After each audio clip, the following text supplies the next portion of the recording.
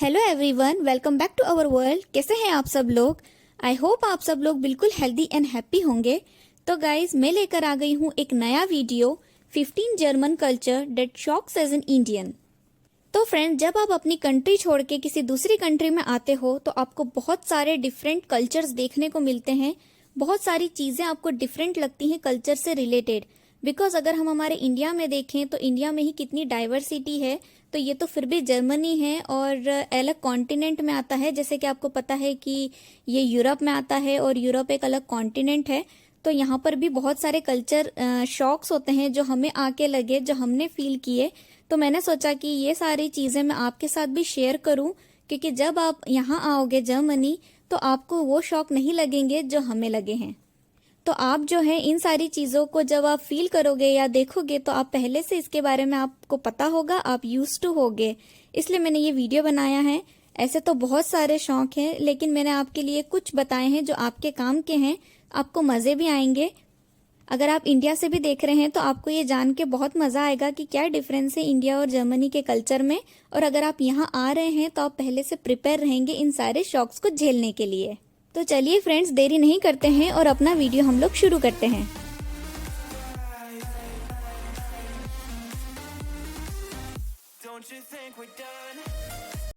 तो video start करने के पहले मैं आपको बता दूं कि ये वीडियो स्पॉन्सर्ड है बाय namastegerman.com, जो कि एक ऑनलाइन लर्निंग प्लेटफॉर्म है जो पिछले 10 सालों से जर्मन ट्रेनिंग के लिए फेमस है।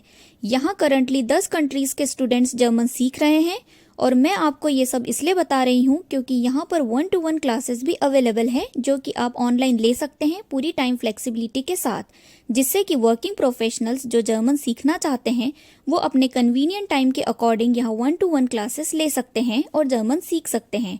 और बाकी सारी डिटेल्स के लिए, जैसे कि ट्रायल डेमो और इस इंस्टीट्यूट के बारे में और जानकारी लेने के लिए आप डिस्क्रिप्शन बॉक्स में जा सकते हैं।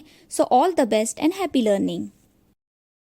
तो फ्रेंड्स, पहला पॉइंट है हमारा ग्रीटिंग्स का। तो यहाँ पर ग्रीटिंग्स का कुछ ज़्यादा ही ऐसा कल्चर है कि जैसे कोई भी आप कहीं आ रहे जा रहे होंगे तो रास्ते में लोग आपको हाय हेलो कर देंगे और आपको देख के स्माइल भी करेंगे अगर आपका आई कांटेक्ट होगा तो ये शुरू में हमको बहुत ऑकवर्ड लगता था, क्योंकि हम लोग एक बार जा रहे थे और सामने से कोई आ रहा था, उन्होंने हमको हेलो किया और स्माइल भी की।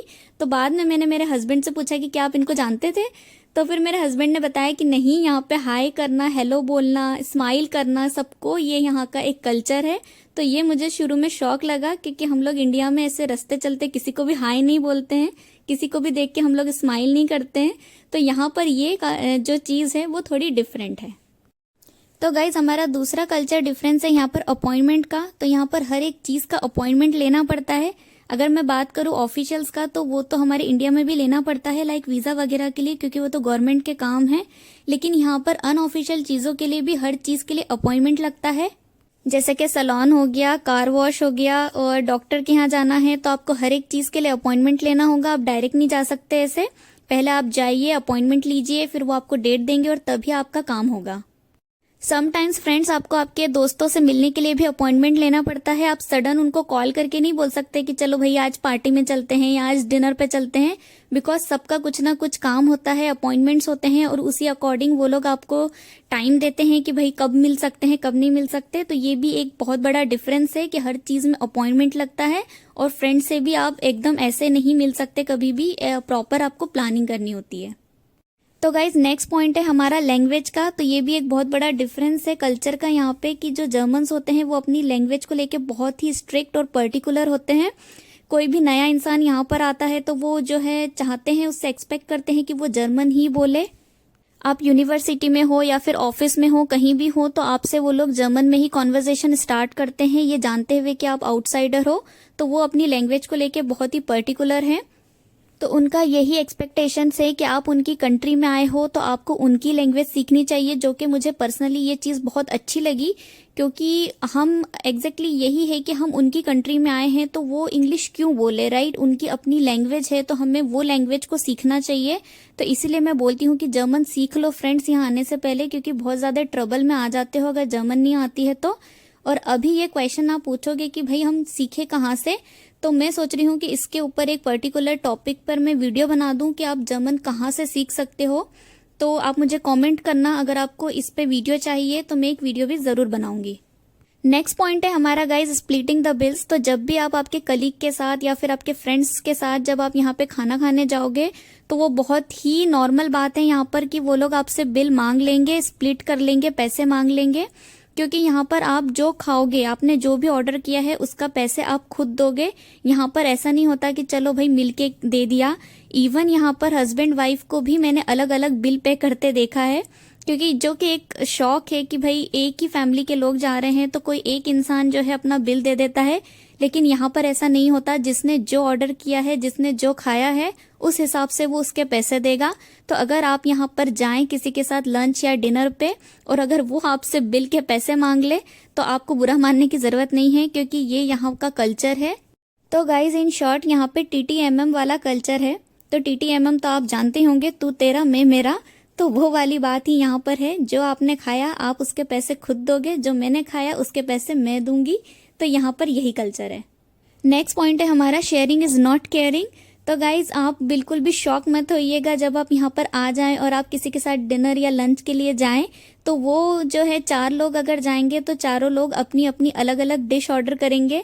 और अगर आप ऑफर करोगे कि भाई मेरा भी टेस्ट कर लो तो वो बिल्कुल भी टेस्ट नहीं करेंगे। और आप किसी से एक्सपेक्ट भी मत करना कि वो आपको ऑफर करेगा कि भाई थोड़ा सा मेरा भी टेस्ट कर लो, क्योंकि हमारे यहाँ क्या होता है कि हम लोग सब साथ में जाते हैं, फ्रेंड्स वगैरह या कोई भी, तो हम लोग 3-4 डिशेस जो है वो एक साथ ऑर्डर करते हैं और हम सब लोग मिल के खाते हैं। तो यहाँ पर मिल के खाने का कोई कल्चर नहीं है। जो मैंने ऑर्डर किया है वो मैं ही खाऊंगी, जो सामने वाले ने ऑर्डर किया है वो बस वही चीज खाएगा। एक दूसरे के साथ वो लोग शेयर नहीं करेंगे। आप ऑफर भी करोगे तो वो लोग मना कर देंगे और सामने से तो वो लोग ऑफर करेंगे ही नहीं। तो अगर ऐसा हो तो आपको शॉक मत होना, क्योंकि ये यहाँ का कल्चर है। कई बार तो ऐसे भी होता है कि फैमिली के 4 लोग बैठे हुए हैं और चारों ने सेम पिज्जा मंगाया हुआ है और सब अपना अपना खा रहे हैं।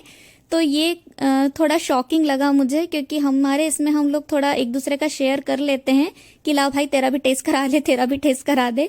लेकिन ये चीज यहाँ पर नहीं है, यहाँ पर भी TTMM वाला रूल है। नेक्स्ट वाला पॉइंट जो है गाइज वो कल्चर डिफरेंस थोड़ा सा कुछ ज्यादा ही ऑकवर्ड है, क्योंकि यहाँ पर मैंने बहुत ज्यादा ये फील किया है ट्रेन में या फिर पब्लिक प्लेस पे, इवन ऑफिस में भी लोग जो है अपनी नोज को बहुत ही लाउडली ब्लो करते हैं। मतलब आप समझते हो ना, हम सर्दी होती है तो हम लोग कैसे करते हैं, तो उसी तरीके से वो लोग बहुत ही लाउडली करते हैं उसको बिना किसी शर्म के। तो यहाँ पर जो है वो टिश्यू और ये सब वो लोग साथ में लेके चलते हैं। तो जर्मन्स जो होते हैं वो थोड़ा सा भी इरिटेशन वगैरह बर्दाश्त नहीं करते, तो वो जो है इस चीज को बिल्कुल क्लियरली करते हैं किसी के भी सामने। हम अगर हमारे यहाँ कैसे कर ले तो वो थोड़ा ऑकवर्ड में लोग हमें घूरने लग जाएंगे या थोड़ा बैड मैनर्स में ले लेंगे। लेकिन यहाँ पर ये बिल्कुल नॉर्मल है। इवन ऑफिस में भी आप देख लोगे और पब्लिक प्लेस पे भी देख लोगे, ट्रेन वगैरह में, ये बहुत कॉमन चीज है। अगला कल्चर शौक है हमारा स्मोकिंग का। तो गाइज जर्मन्स जो है वो बहुत ज्यादा इंगेज्ड है स्मोकिंग में, वो बहुत ज्यादा एडिक्टेड है। क्योंकि अगर आप इनको देखोगे तो आप ट्रेन स्टेशन पे, बस स्टेशन पे, हर जगह आपको स्मोकिंग करते मिल जाएंगे। इवन रोड पर तो कुछ एरिया डेजिग्नेटेड है स्मोकिंग के लिए। तो ये मुझे थोड़ा शॉकिंग लगा, क्योंकि एक तरफ जो है जर्मन्स जो हेल्दी फूड खाते हैं, लाइक उनके हर एक खाने में आपको सैलेड मिलेगा।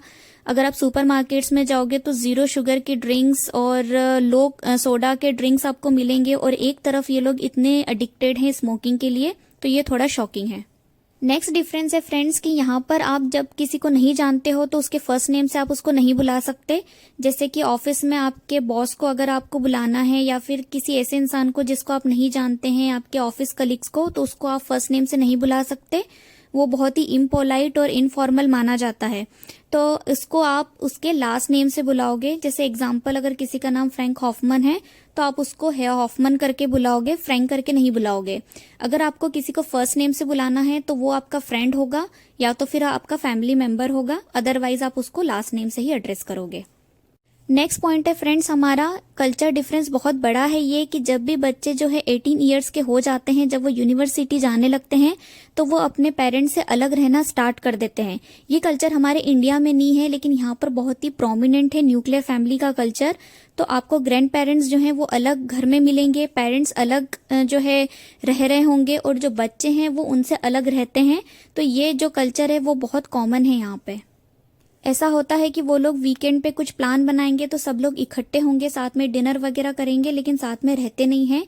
तो मुझे ऐसा पर्सनली फील होता है कि थोड़ी फैमिली वैल्यू हमारे इंडिया में ज़्यादा है as compare to Germany.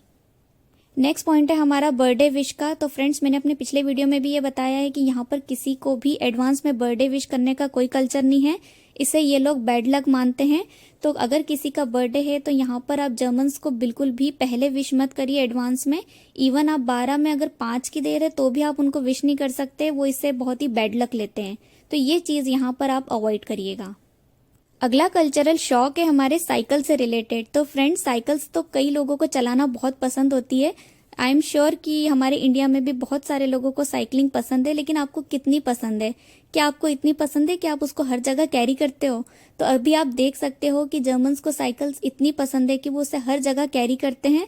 Even जो है वो लोग किसी वेकेशन पे जा रहे हैं तो अपनी साइकिल को लेके जाएंगे, और अगर जो सिटी में ही ट्रैवल कर रहे होंगे तो भी वो अपनी साइकिल को लेके ट्रैवल करते हैं। तो उनका साइकिल की तरफ ये जो इनका प्यार है वो बहुत ज़्यादा है, और वो हर जगह साइकिल को ले जाना प्रेफर करते हैं। तो फ्रेंड्स, नेक्स्ट कल्चर है हमारा गिफ्ट का कल्चर। तो जब भी आपको कोई जर्मन अपने घर में इनवाइट करे तो आप खाली हाथ मत जाइए, वहाँ पर कुछ गिफ्ट लेके जाइए, जैसे कि फ्लावर वगैरह। जैसे हमारे इंडिया में भी होता है कि कोई हमें इनवाइट करता है तो हम उसके लिए कुछ लेके जाते हैं, तो वही कल्चर यहाँ पर भी है। लेकिन यहाँ पर ऐसा है कि आप जितनी बार उसके घर जाओगे आपको उतनी बार कुछ ना कुछ लेके जाना पड़ेगा, जो कि हमारे इंडिया में नहीं होता है। अगर हम बार बार जा रहे हैं वहाँ पर मिलने तो हम बार बार गिफ्ट लेके नहीं जाते, लेकिन यहाँ पर आप जितनी बार जाओगे आपको कुछ ना कुछ लेके जाना होता है। तो ये यहाँ का कल्चर है। नेक्स्ट कल्चर डिफरेंस है फ्रेंड्स, यहाँ पर रास्ते पर खाते पीते रहना। तो हमें क्या सिखाया जाता है ना बचपन से कि भाई रोड पे नहीं खाते, खाते खाते बातें नहीं करते। तो यहाँ पर बिल्कुल भी डिफरेंट है यहाँ से कल्चर, क्योंकि यहाँ पर आपको जो है लोग ट्रेन में, बस में और इवन रोड पर भी चलते हैं तो वो कुछ ना कुछ उनके हाथों में रहता ही है कुछ खाने के लिए, चाहे बर्गर हो या फिर कोल्ड कॉफ़ी या कुछ भी, वो लोग चलते चलते खाते पीते रहते हैं। तो ये एक यहाँ का कल्चर डिफरेंस है। नेक्स्ट कल्चर डिफरेंस है फ्रेंड्स यहाँ की वेडिंग्स, जो कि हमारी इंडियन वेडिंग्स से बहुत ज़्यादा डिफरेंट होती है। तो गाइस, हमारी इंडियन वेडिंग्स में जो होते हैं वो 1000-2000 लोगों का आना बहुत ही नॉर्मल बात होती है, लेकिन यहाँ पर जो है वो उनके 25 to 30 जो पर्सन्स आ जाएं वही उनके लिए बहुत होता है। कई बारी तो ये होता है कि जो ब्राइड और ग्रूम है वही अपने पेरेंट्स को इन्वाइट कर रहे होते हैं उनकी खुद की वेडिंग में। तो वेडिंग्स यहाँ पर बहुत ही लिमिटेड लोगों के प्रेजेंस में होती है, प्लस यहाँ पे खर्चा भी वो लोग बहुत कम करते हैं। हमारे जैसे लाखों रुपए शादियों में नहीं उड़ाते, बहुत ही क्लोज फ्रेंड्स और फैमिली के बीच में उनकी वेडिंग होती है।